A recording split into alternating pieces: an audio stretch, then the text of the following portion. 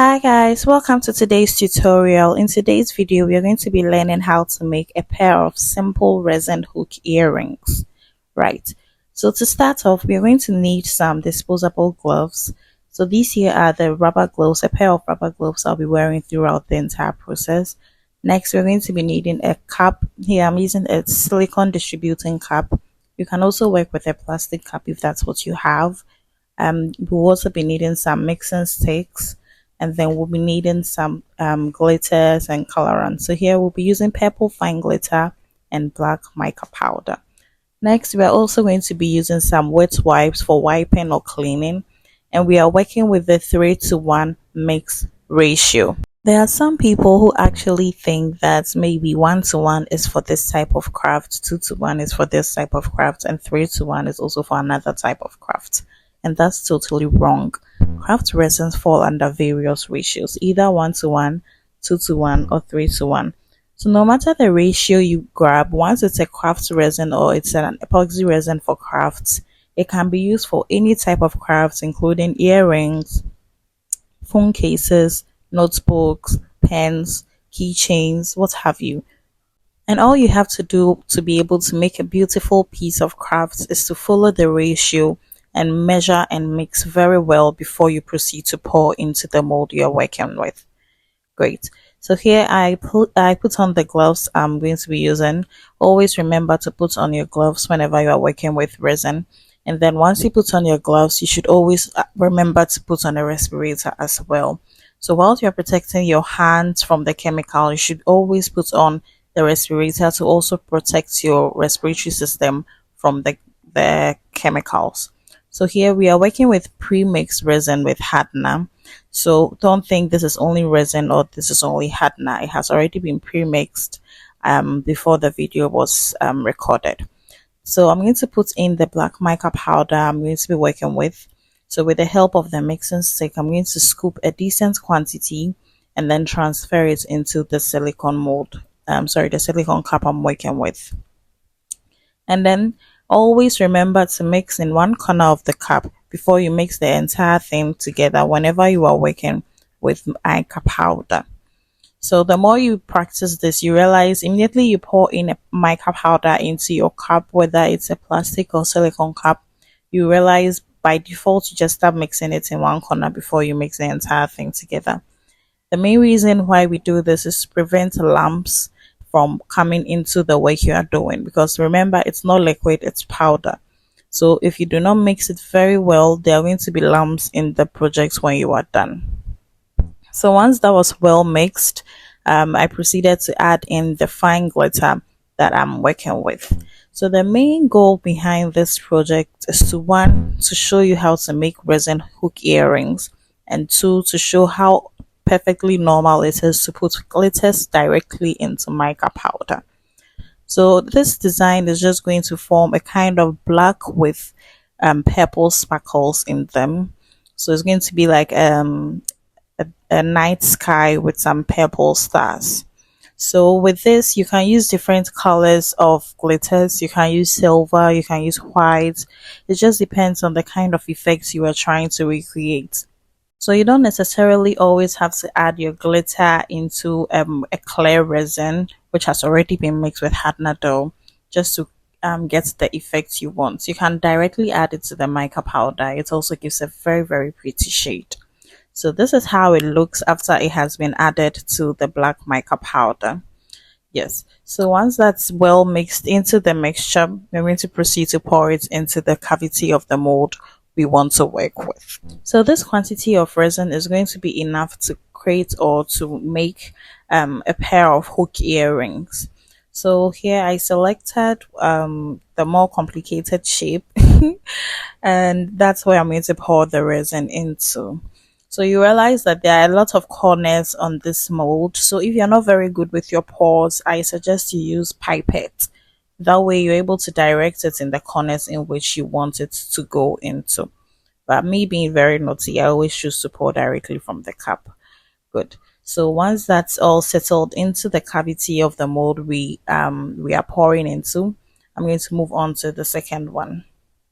Another thing you should always have in mind is that whenever you are working with glitters, you should always welcome in bubbles, because I explained in the previous tutorial that there are more air pores, or yeah, there's more air in glitters. Okay, so whenever you pour glitter into any project, any piece at all, be it working with glitters in mica powder or in clear resin or in whatever at all, there are going to be more air bubbles in there.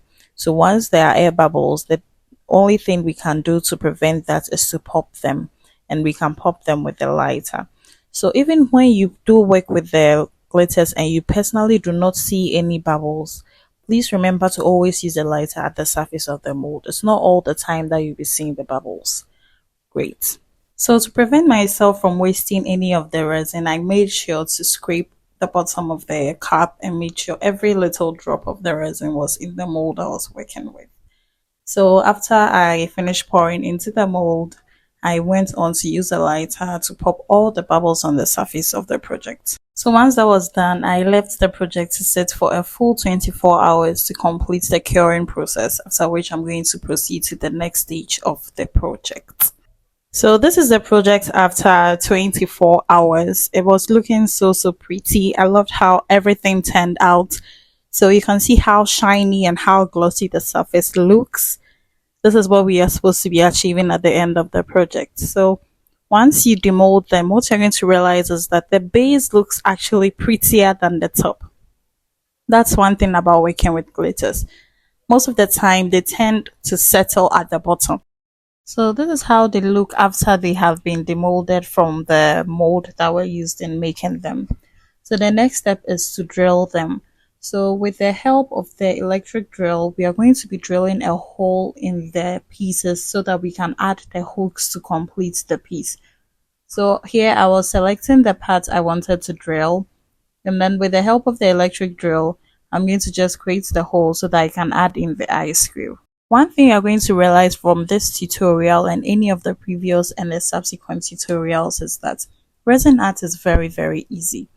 Learning some few rules or some few practices can actually help you in the creation of complex pieces that are beyond what you've actually learned how to make. So after the pieces were drilled, the next step was to get some eye screws that I'm going to use, or I'm going to put in those holes before I can actually attach the earring hooks to them.